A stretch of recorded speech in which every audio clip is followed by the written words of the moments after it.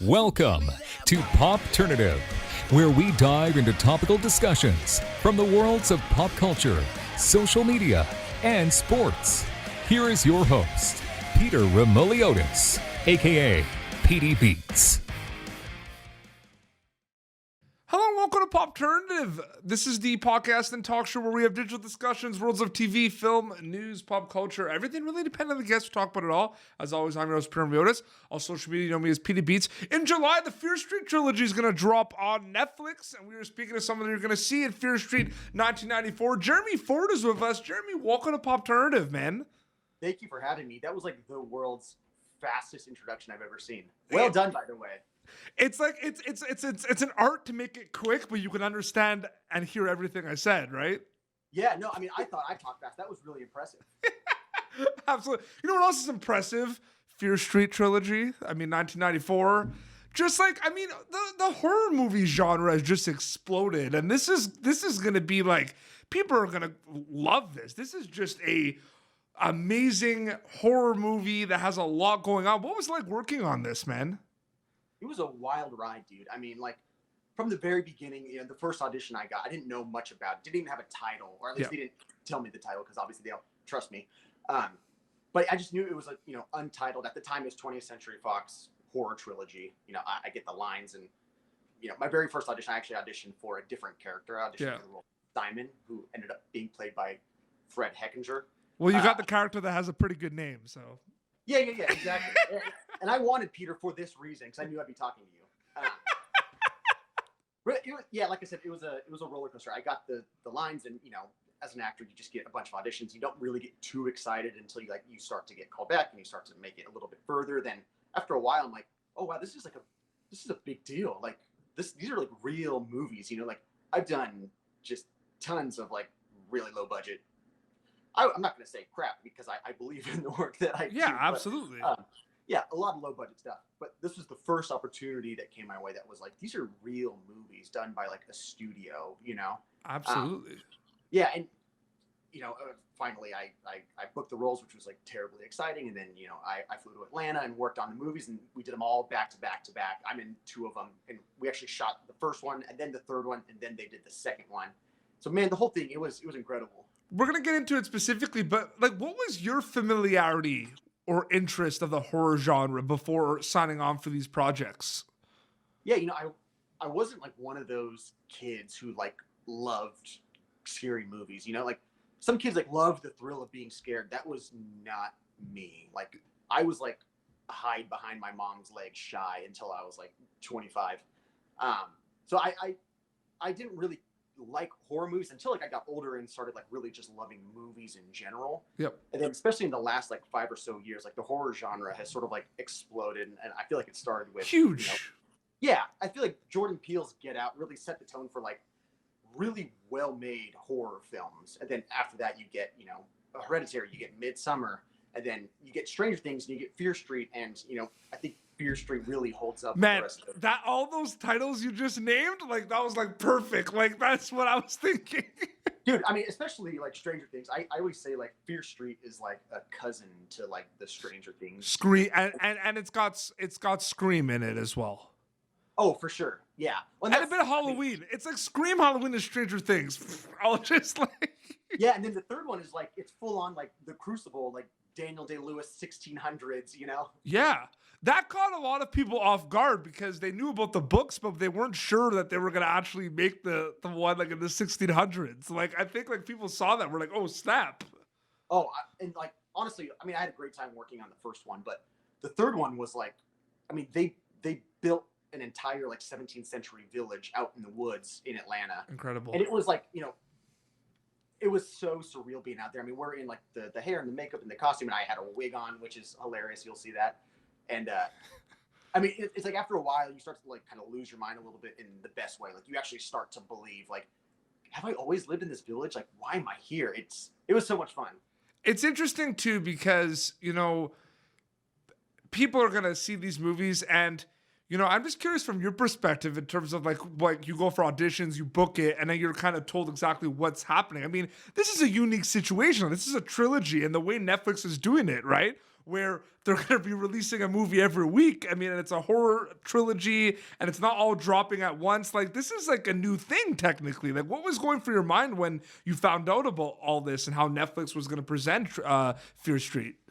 I mean, it was so overwhelming because when I was like up for the part and I found out like Lee Janiak, the director, or like liked me and she was pushing for me, the studio sent me all 3 scripts all in one night, and they were kind of like, read the 3 scripts, let us know tomorrow if you're interested. And I'm like, that's hilarious. Like, in what world would I not be interested? But sure, I'll play your cute little game.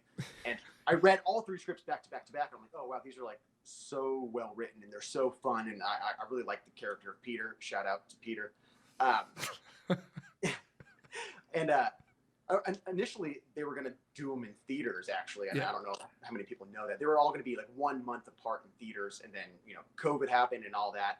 And then Netflix picked it up and they decided to do it all like 1 week apart. And that was sort of like, I think a dream can come true for everybody, because like, who doesn't want to be in like a Netflix trilogy, Absolutely. No, it's amazing. And like, I don't want to get into like a boss. It's weird because like I want to talk to you about it, and I have obviously questions, but I want people to go in fresh because I feel like that's very important, right? So they see they see the trailers and everything.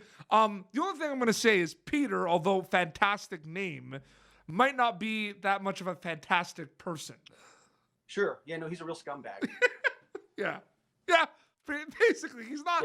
He's not gonna be the most popular person on screen.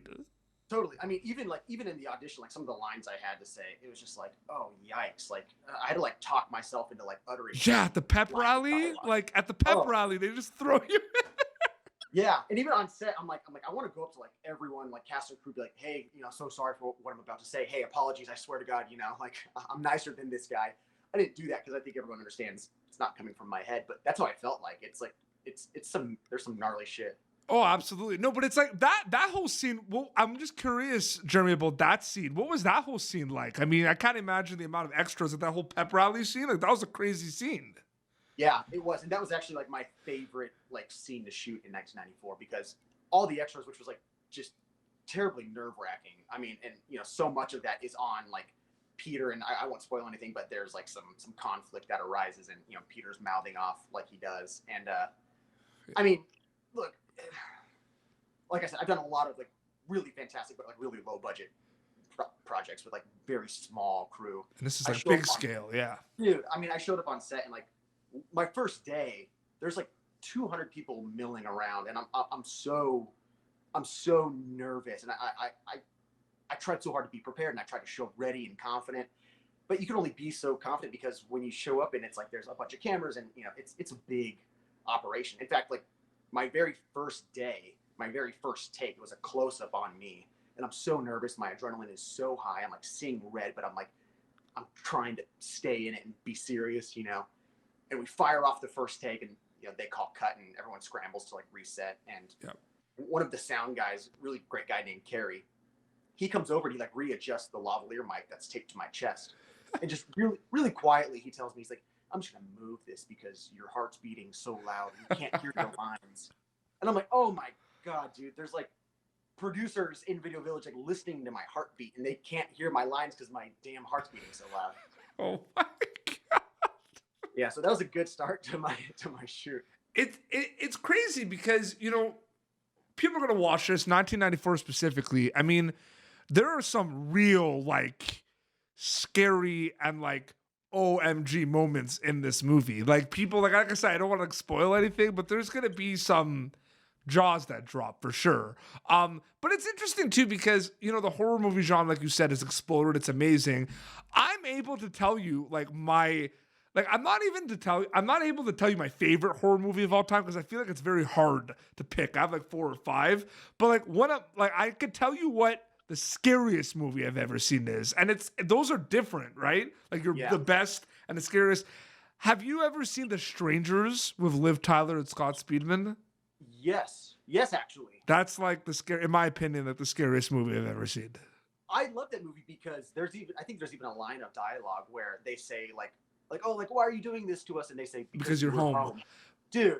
But that's what's scary about it. Like, it could happen. Yeah. I think that's a great one because that's what I like.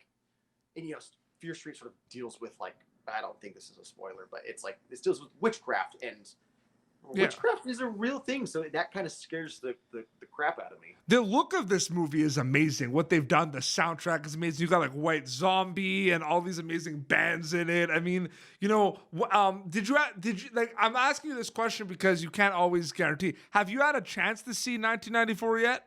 Oh yeah.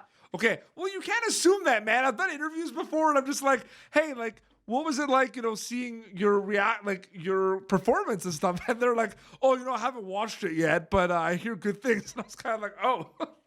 I know. In fact, like when I got the email, and shout out to my publicist again, like that, like, oh, we got our hands on, 1994 for you. And I was like, oh, God bless you guys. I didn't think I was going to see it until the premiere. But they hit the 90s, right? The 90s is hit out of the park. Like the feel of it, the look, the soundtrack, right? It's hit out of the park. Yeah. Oh, most definitely. It's like, it's so 90s. Even like, without spoiling, there's like a scene in a mall, and it's like they're drinking like Orange Julius, and there's like, it's almost like a Spencer's gift shop, and it's like all stuff like when I was a kid. That was the cool stuff at the mall. I just love the scene where Benjamin's playing video games. He's listening to White Zombie. That's my favorite part of the whole thing. That was like with the Iron Maiden shirt. That's like the most 90s. Yeah, and that's like the sort of brilliant part about these movies. Like they're three completely different horror films. Like the first one is like it's like Scream. It is so 90s horror. And it's good to have that as a comparison because it really does feel like Scream, and that's like a great thing. You know what I mean? Like that. Totally. That's good. Totally. Yeah. No, I think it pays like huge like homage to Scream in the best way. And there's all shot so different. Even the second one is like shot completely different. It's shot like a 70s horror film, and the third one is like shot using like so much like natural light because it's 1600s, and it's like, I mean, huge shout out to like Caleb Heyman, the cinematographer, and Scott Cuzio, production designer, everyone involved. Like they all did all three movies, but they all did such different jobs on all three movies, and it's really remarkable. Absolutely. The obvious answer to this question is, escapism. You hope they have a good time with it, right? But diving deep into it a little bit more, when people watch the Fear Street movies, like 1994, what are you hoping they get out of it, Jeremy? I mean, look, I think we could all use a little good time. I think we could all use some good, authentic entertainment. And the brilliant thing about Netflix, I just pointed to my TV, but you can't see that. I don't know why I did that. The brilliant thing about Netflix is like they take huge swings on like good original content with like up and coming talent. 100%. That's what these movies are. Like it's not like anything you've seen before. It's not a reboot. It's original and it's good. And I'm proud to say that. Absolutely. Well, I wanted to thank you so much for coming on the show, man. It was great chatting with you. Oh, same, dude. Thank you so much. And again, shout out to Peter. It's a good name. It's a great name. Yeah, I can't wait for people to meet. Maybe not Peter, a great dude, but a great name.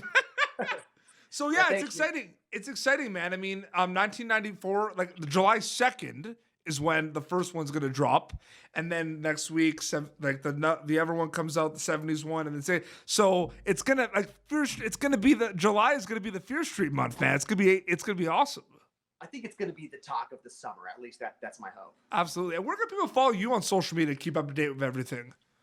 Yeah, sure. You can follow me on Instagram at Jeremy Ford. If you like pictures of my dog, then that's the place to find them. Absolutely. Or if you want to follow people that have good names in horror movies, go give them a follow, right? Yeah, I should make a Peter Instagram account. Maybe I'll do that. Absolutely. Well, this has been Popternative, youtube.com/Popternative for previous episodes. Be sure to catch Jeremy Ford, part of the Fear Street Trilogy, coming out in July on Netflix. Until next time, it's Jeremy Ford and PD Beats signing off. Thank you for tuning in to Popternative. Make sure to check out our past episodes of Popternative on YouTube. Be sure to like Popternative on Facebook and follow us on Twitter. This has been an Autograph Communications production.